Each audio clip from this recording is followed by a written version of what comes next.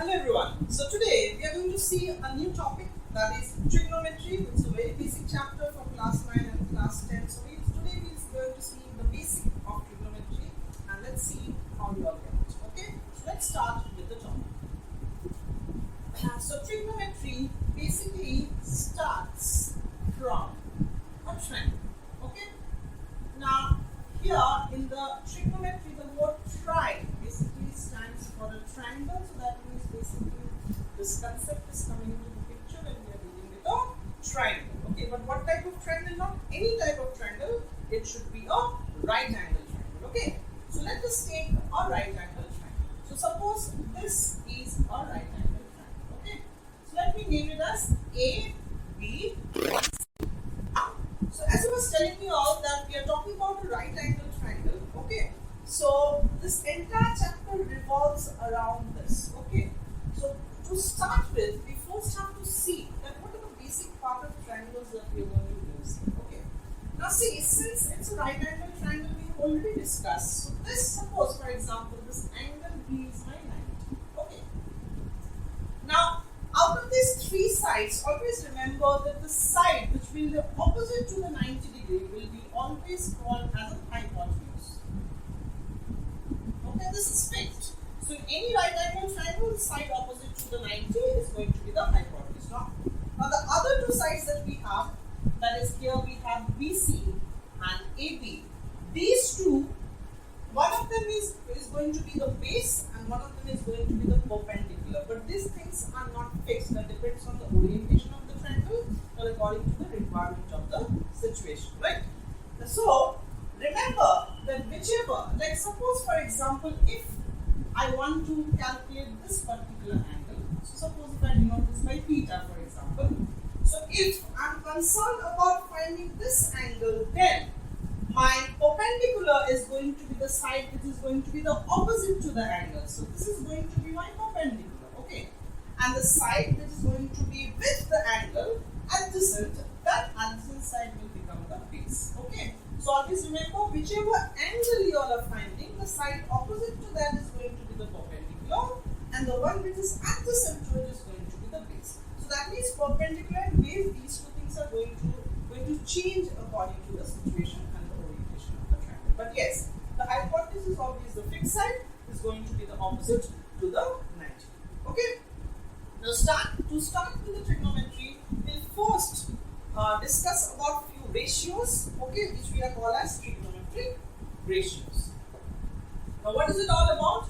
Now by the term ratio, you all know that basically ratio is basically a relationship between two components of the same type and of the same kind, right?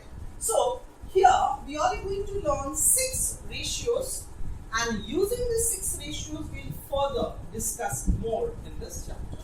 So starting with the first one is called our Sine Theta. The full name is Sine, S-I-N-E, but in short we call it as sine of an angle. Like for example, if my theta is this, so that would be my sine theta. Then how to find this ratio? Now since it's a ratio, so this sine theta is actually the ratio of these two sides. Is going to be the ratio of the perpendicular and the hypotenuse. Okay, so it's going to be the perpendicular by hypotenuse. No problem, right? Next, the next ratio that we need to know is the cosine. Okay, why we are calling it cosine? Because it's complementary to sine angle. Now, complementary relations we'll see later. Okay, but for the time being now, you just understand that this particular ratio, with the full name is the cosine, is basically complementary to sine. Complementary means, obviously, as we know, complementary means any two things which add up to 90. Right? So those things we'll see later. So in short, we call it as cos. So cos is basically the ratio of the base and the hypotenuse. Okay? Clear? Now coming to the third ratio, that is the tangent. So the full name is tangent, T-A-N-G-E-N-T, and in short we call it as a tan.